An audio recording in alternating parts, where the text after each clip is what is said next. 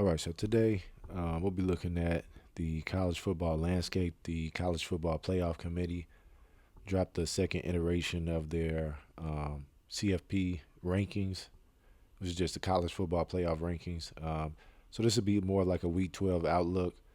Yes, obviously there will be other teams that can drop or rise through some other things, but these are some of the games that will impact it more in a major way, win or lose. So we'll take a look at a couple of those games. But before we do, I want to thank everybody for coming back. Just another opportunity to talk football with you guys and look at football from a different landscape. We've been doing a lot of NFL, but the college football season is kind of winding down, so we'll be getting into playoff mode here. So we'll try to do a little bit more content around the college football game. But enough about that. We'll get right into the rankings here. I'll just kind of fly through these. The top 10 as it stands right now. Ohio State at 1. Shout out my Buckeyes. Uh, Not a lot of talk about them right now in the national media, which I kind of like. But we do have some big games looming here to end the season, especially going to Michigan, where we haven't won the last few years. Number 2, Indiana. They escaped out of Penn State last week. They continue to play well. So very Big Ten heavy at the top here, as we won't see any more teams until about down, I think, around the 14 mark. So next, number 3, Texas A&M. They continue to roll, maybe one of the softer schedules in the SEC.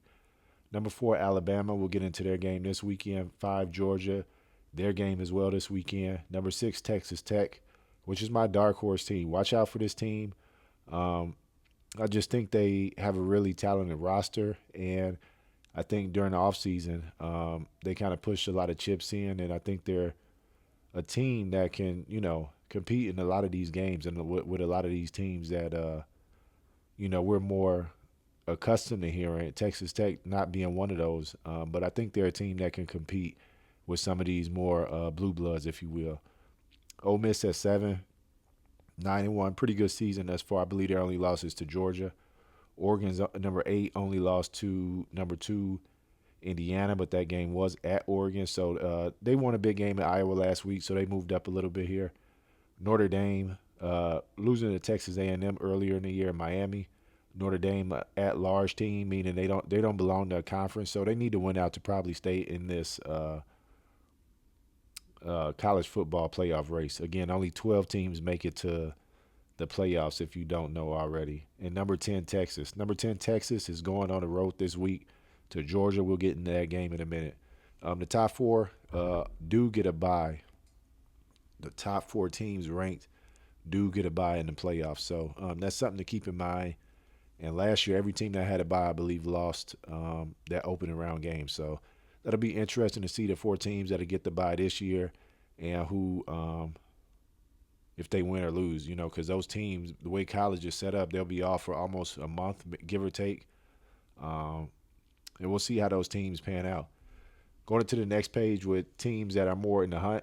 Obviously, 11. There are 2 more seeds that will get in. Oklahoma right now is at 11. They go to Alabama this week, so we'll talk about that in a few. Number 12, BYU losing to Texas Tech last week on the road. Opportunity for them to still win the Big 12. Utah in a hunt for the Big 12, but they're going to need some help. Probably going to need Cincinnati to knock off BYU to be able to get to the Big 12 championship game. Vanderbilt, 8-2. Pretty good in the SEC this year, but they've lost to some of those higher teams ranked above them, Alabama and Texas. Miami has shot up here. Still has a chance. They would need Alabama to lose. Notre Dame to lose.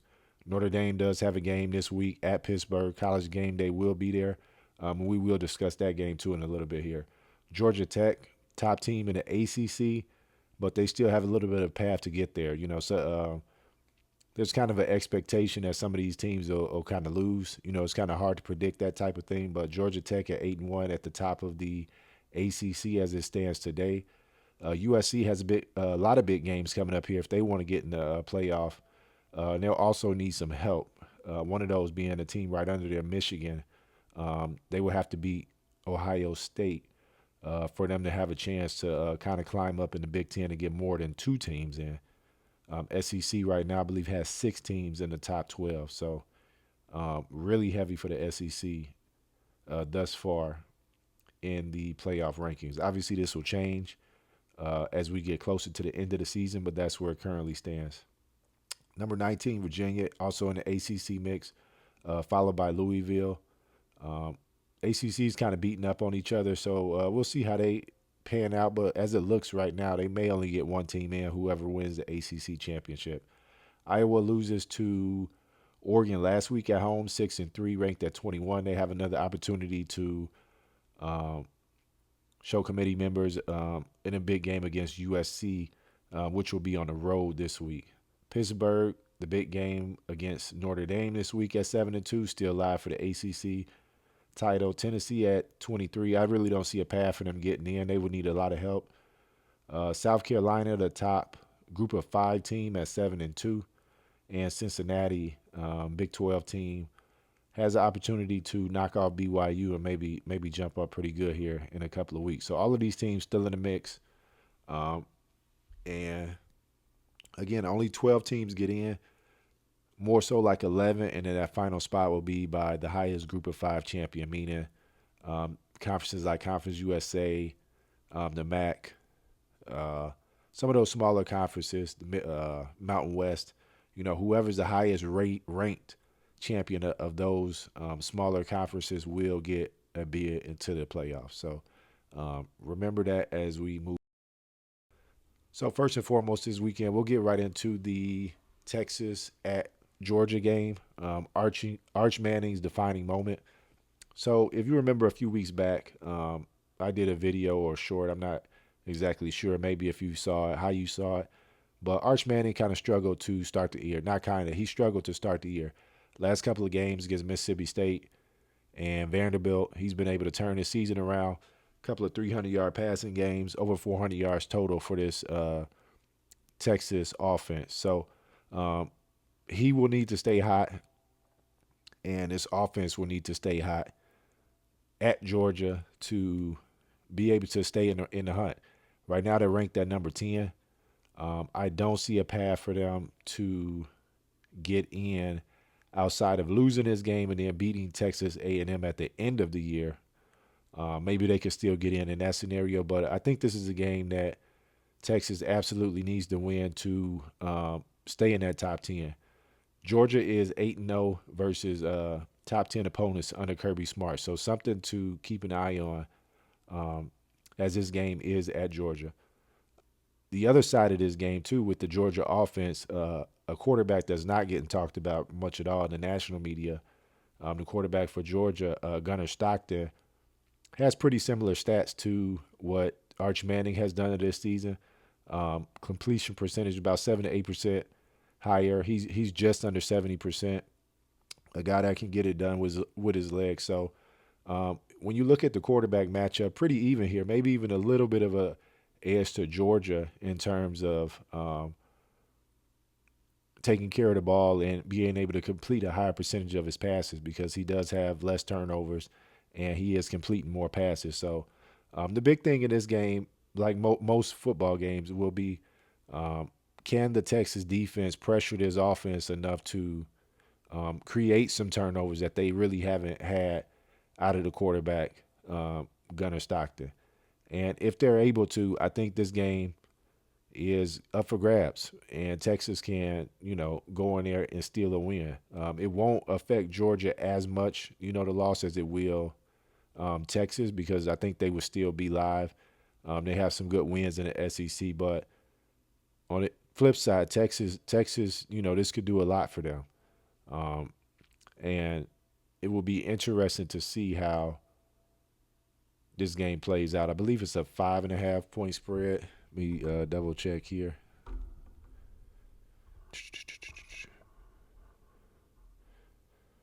We go back. 6.5. So 6.5 point spread. So a bigger spread for the SEC in terms of how what the outcome of this game would be. But Georgia's definitely the favorite. I like Georgia to win this game.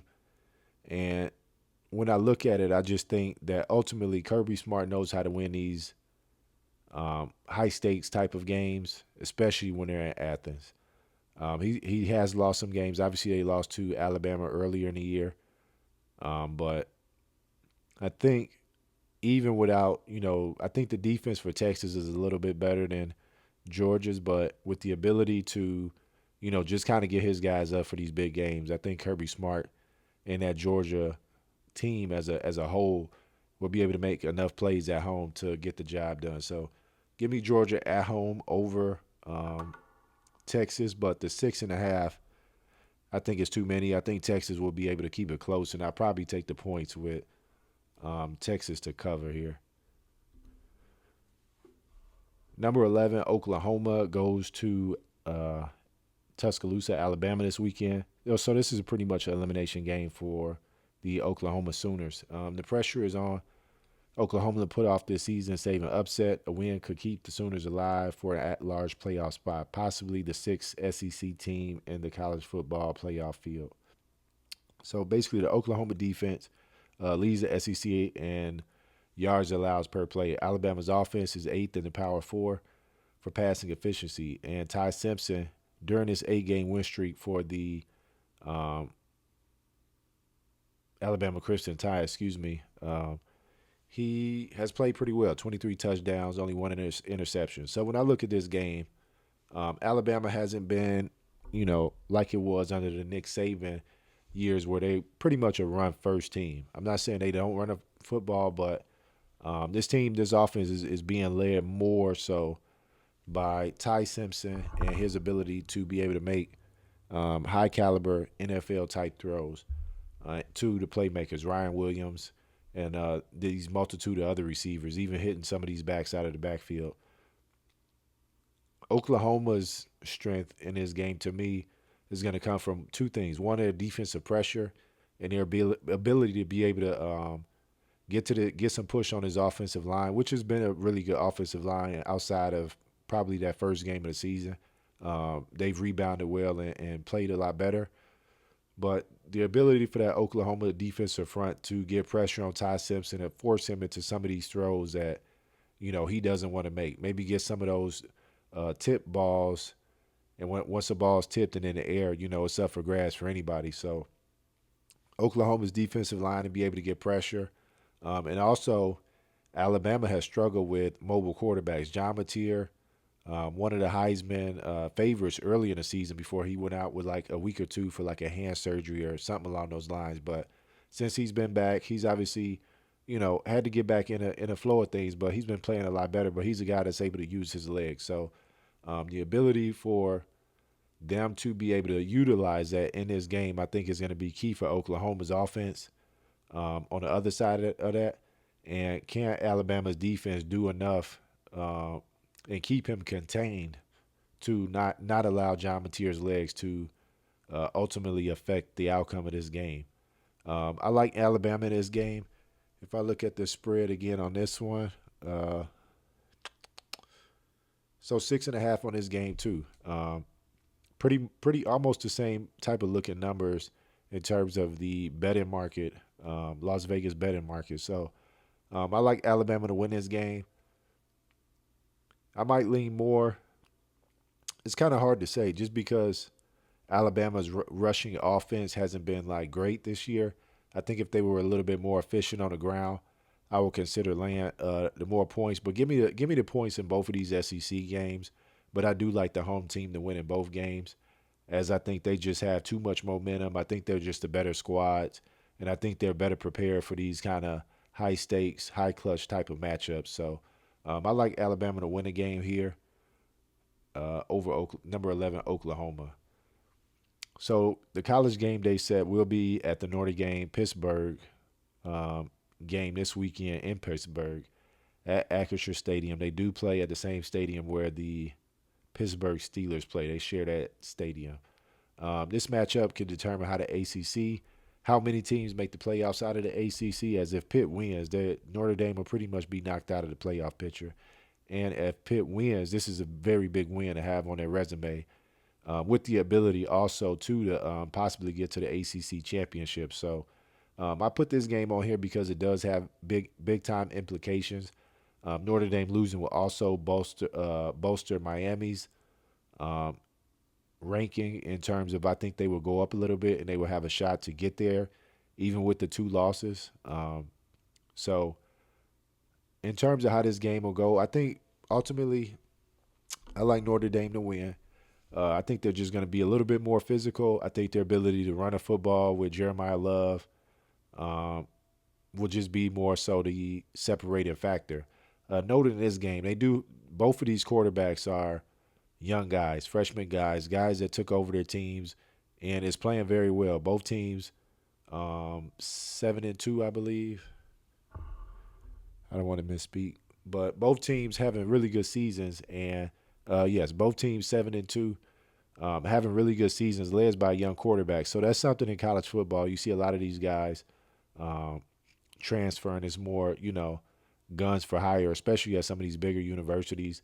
If they don't have a guy they feel like they can lean on to make a real push for the college football playoffs in that particular year, they'll go out and get somebody out of the transfer portal. So shout out to both of these programs for believing in some of the young talent they have on the roster, and these guys making plays. Ultimately, both of their seasons started out a little shaky, but these young guys have developed and played well the rest of the season, and they both have a shot here late in the season to make some noise and possibly. Well, Notre Dame doesn't belong to a conference, but if they win this game, they really don't have any other really hard matchups the rest of the year, so they're probably in. But Pittsburgh, an opportunity for them to still win the ACC. So when early in the season it didn't really look good. They had a terrible end of the season last year. It started 7-0, and I think they lost their last 5 or 6 games. So opportunity for both of these teams to improve on what they've done and also get these young quarterbacks an opportunity to compete on a big stage and see what they can do. Looking at this last game we'll highlight here out of the Big Ten. Again, not a lot happening in the Big Ten outside of the top two, and even those two teams not drawing a lot of attention right now, just because they're pretty cemented up top in Ohio State and Indiana. But we have number 17 USC going to, or excuse me, Iowa going to USC. So last week's sloppy game when they played Oregon at Iowa, but it looks like it'll be the same this week as um, a lot of weather and rain predicted in Southern California for this weekend. So basically, USC's path to get to the playoffs starts here. They have to beat Iowa, upset Oregon next week, handle UCLA, and hope that Michigan beats Ohio State. Now, when we look at USC's basically conference schedule, they haven't won 5 straight games since 2017.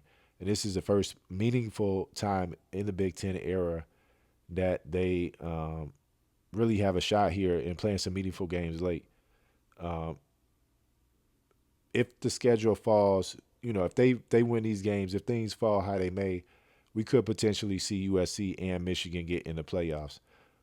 This game to me, Jordan Mailata, the quarterback for USC, is playing really well this season.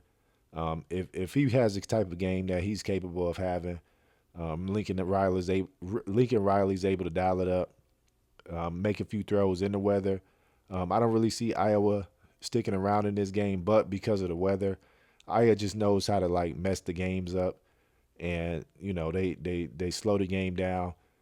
They limit possessions, and they just get into these type of games that are very conducive for them to win. Their quarterback isn't going to throw for 300 yards and do some of these type of things, but if they can shave 2-3 possessions off what USC will normally have in a game, keep the game tight, run the football, drain the clock, that's a recipe for them to win, and that's generally how they win. So USC obviously, again, needs to beat Iowa, needs to win at Oregon next week, followed by UCLA, and they also need some help from Michigan in that final week of this regular season, as we might see both of those teams get in if that's the case. So wrapping this up real quick, I did want to take a look at the Heisman race. These are not in order in terms of who's the favorites. I believe Mendoza and Julian Sayin, depending on what sports book you look at, are the highest two favorites there. But Ty Simpson out of Alabama, who has a big time matchup at home against Oklahoma this weekend. Fernando Mendoza for Indiana had the big time drive last week at Penn State, which he opened my eyes a lot. I really take my hat off to him and how he performed in that drive. If you're a football fan and you want to see what I'm look at the final, go to the USC. Go to the Indiana versus Penn State game from last week. Just look at the final drive. He gets sacked on the first play, but drives the team down the field, make big throw after big throw, and ultimately throws the game-winning touchdown to one of his receivers. Gunnar Stockton, a guy that's not getting a lot of buzz, but can improve upon his standings with a big win against Georgia. I'm losing my train of thought. I can't even think who Georgia played, and we just talked about it. But Julian saying for Ohio State is probably being a bit the quietest on in terms of who's not being talked about. Ohio State just in general is not being talked about this year for whatever reason. Maybe just because they won last year and they're rolling. It is just kind of wait to the postseason, wait till Michigan week to really see what this team is about. And also Marcel Reed, who's leading 9-0 Texas A&M, and is having a fantastic year. So let me know what you think about the college football playoff rankings. Some of these guys, that are in the Heisman race. Who do you like to win it? I think the top two right now, I'll be one of those two guys, one of the two Big Ten guys, in Mendoza or Julian Saying, as they're just playing better quarterback to me than anybody else in the country. Let me know what you think about the games we highlighted. Anything else you guys want to see, and I'll see you guys in the next one. Hopefully, we get some more NFL stuff up before Sunday. I'm gonna try my hardest, but I am a father, husband, and I work, so doing my best to get the content out. I love doing this. So see you in the next one. Like, comment, share, subscribe, and thank you.